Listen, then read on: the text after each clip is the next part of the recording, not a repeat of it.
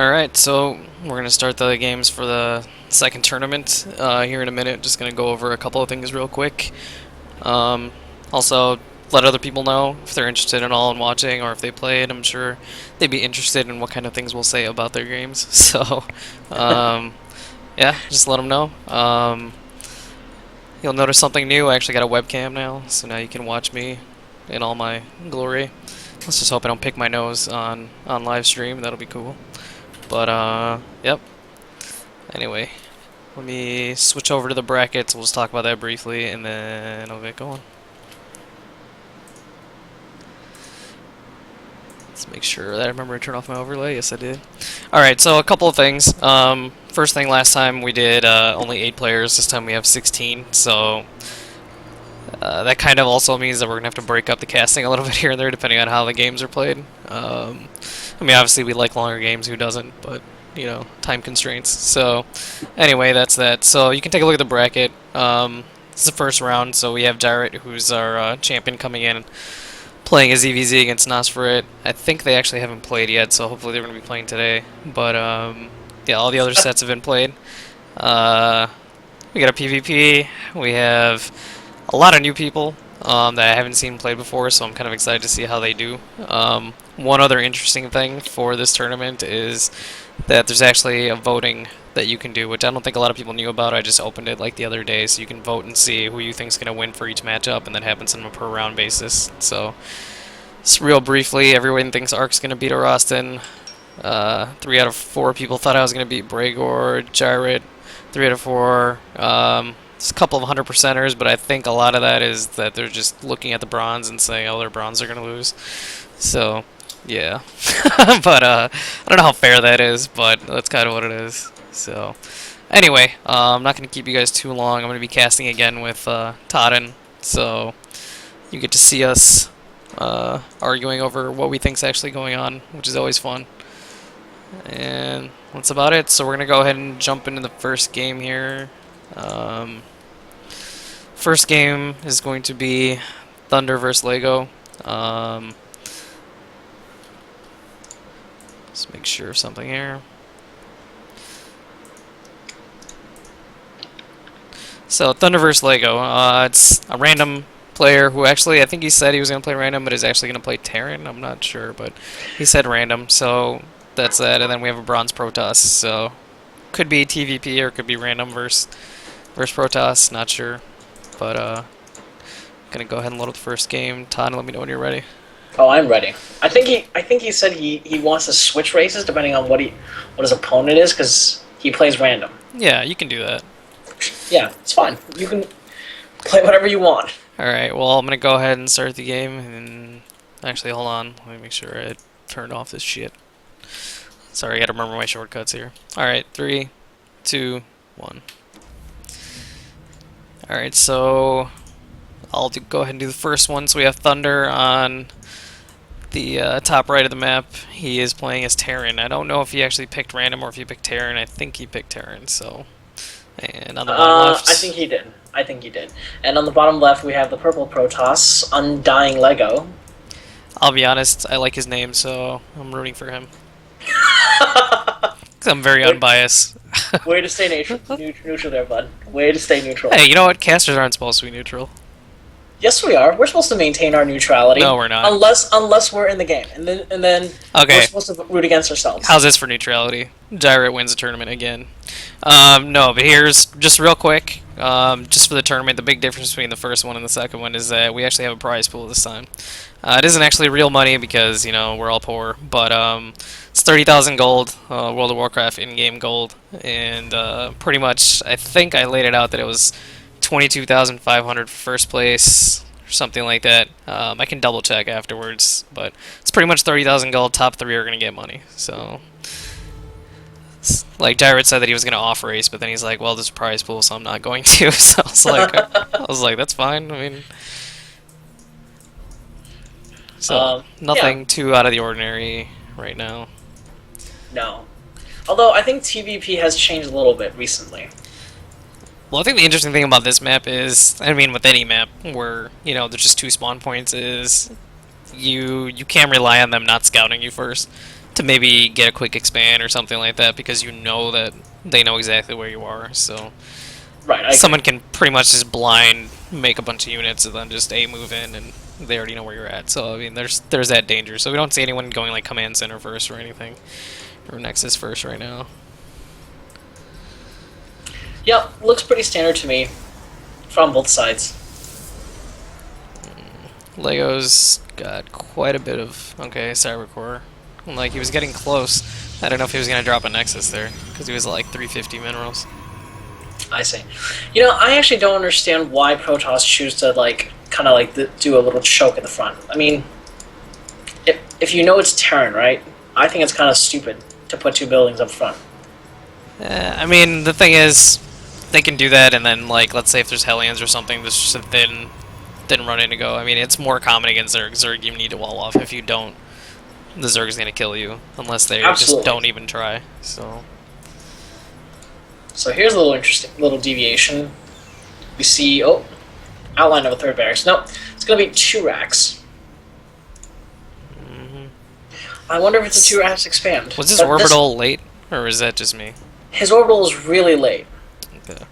Typically, you'll see for a Terran opening, right? You'll see 12 racks, 13 gas, and then 15 orbital. But his orbital came at 20. No warp gate research, of course. As I say it, there it goes. Well, he's getting a tech lab, so I'm suspecting maybe what's his name? Thunder wants to go for a little early aggression. There's absolutely no reason to go this quickly into a tech lab. They just wanted Marauders, maybe, because that's what he's building. He's not researching anything yet. He's on 1 gas. He's on 1 gas. He's got a factory down as well. Did he take out that SCV? I believe so. Both of them lost a unit. Yeah, I mean, worker-wise, it's pretty similar. It's not a whole lot crazy going on here. I think Lego needs to start adding some gateways here pretty quick. There he goes. Well, the thing is, Lego was supply blocked, and Thunder is definitely very, very supply blocked. Yeah, I got double depots going down here. Okay, you see a factory. Are you expecting to see a starport, or do you think he's gonna make some I actually don't know. tech lab? What? Maybe he's just going siege tanks. Interesting. I wonder if he's going 1-1-1. I'm guessing siege tanks. We'll see here in a second. He has enough. He has enough to drop starport, but it doesn't look like he is. Right. Well, the thing is, though, against Protoss, you usually don't see 1-1-1. tanks. Well, but he had 2 barracks, so not quite. Right. This looks very, very like a very, very delayed 1-1-1. This is a very interesting building setup from Lego. Right. And actually, I think it hurts him. Because basically, if the Terran forces you to retreat, you're going to get funneled in. Yeah. And, you know, a Terran against a Protoss, Terran wants to be in as a small space, small, as confined as can be. I'm glad you got that out. Well, I'm just wondering. I mean, yeah, his Nexus is dropping now, which I think was a good idea. But yeah, you probably should have had a pylon or something down here and started building. He didn't need to necessarily wall off or anything, but let's Interesting. see. We don't have siege tech being researched, but he has No, tanks we have a coming. switch. We have a switch to the tech lab on the Banshees. Maybe. I honestly do not understand this opening at all. This is a very... Now, he's got 1 tank in the middle in that group. Like, Thunder is moving out, right? He's got 8 Marines. Well, Lego needs to get some units out. He does have +1, but it's not even close to getting finished. I don't think Thunder's going to be able to do anything with this attack force. I mean, 3 Stalkers and 8 Zealots. He waits for he waits for the tank, but it doesn't look like he's going to. No. I mean, yeah. He should have waited for the tank. Even with the tank, that's just suicide. Because think about it, the tank doesn't have siege mode. There is now a it's being Banshee on the way. researched. Banshee's out as well. Like, so. Now I'm not gonna spoil anything, but I know there is a 1-1-1 Terran build that's very, very deadly to Protoss. Thunder seems to be doing like a variation of that, but it's just really, really awkwardly timed. Get a Robo on the way from Lego. No, here's the thing. He does have his Nexus up and running, and Thunder just dropped his command center. You know, I think that he's got 2 tanks now, right? I kind of feel like he shouldn't be trying to go up this ramp. He should go to where Lego's third would be, and siege from I there. see what you mean. Right. He should siege from there if he's going to siege. I think he's waiting for siege tech right now, but we'll see.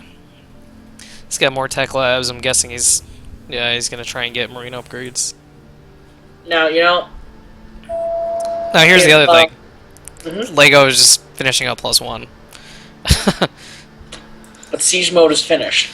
Yeah. +1 is not going to stand up against siege mode. Yeah, unless he catches him.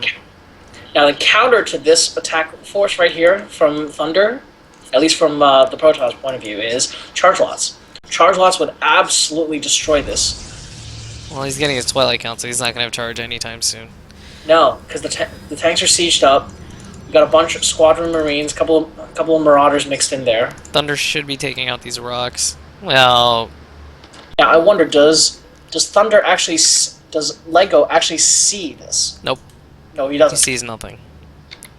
So He does have an obs that just got out, I believe. I don't know where it went. Banshee's making itself in the back. Oh, Sitting I idle. like this. I like this. A back attack from the Banshee to draw out the Protoss.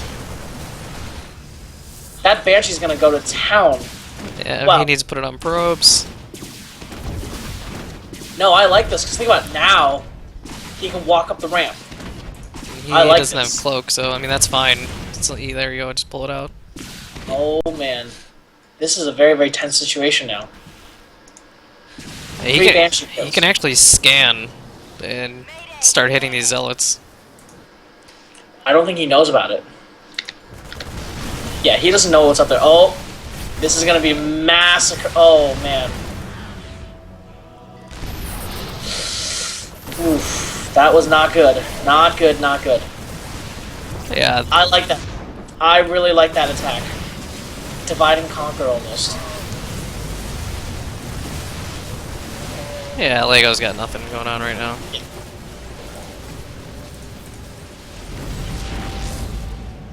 Let's take out the Nexus, dude. Why are you sitting there? No, this is GG. Yep, it's over. There's nothing he can really do. Interesting. I definitely...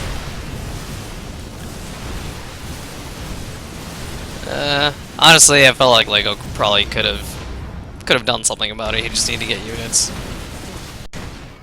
I think he got a little distracted by that Banshee, which was, you know, excellent move by Thunder. Yeah. I like that a lot. You know, a quick bait from a Banshee and then basically allows him to siege up the tanks in a position. Now, here's the other thing. I think if, what's his name? If the Protoss player had a little bit better control of the Zealots, was a little bit more aware, that wouldn't have gone south. Because did you notice that he just let his Zealots walk in and take like 3-4 shots from the tanks? Yeah, I mean, I think when he was like committed to being in there, he probably should have just gone, tried to take out a tank or something. Right. Because he was going to lose them no matter what at that point, and then just warp in at home. But, Right. I mean, either way. The only other thing he probably could have done is maybe try to get an Immortal or 2 out, but I don't know that he had the time. And he would have known about it if he had that OBS actually move out, but the OBS just, it spawned, it didn't have a Q point, it just stood there. So, I don't think he knew that he was at the rocks until he finally poked up and he's like, oh shit. So, yeah. Well, I'm going to jump straight into Game 2 here. So, Game 2 is Tal'Darim, looks like. Yep. Yep. And just a quick note, there's always 1 veto, so, you know, everyone gets 1 veto. First game is always Cloud Kingdom Ellie. So, I'm going to go ahead and load up this game. We'll get going. Let me see what chat has to say. They're probably like, oh my god, shut up.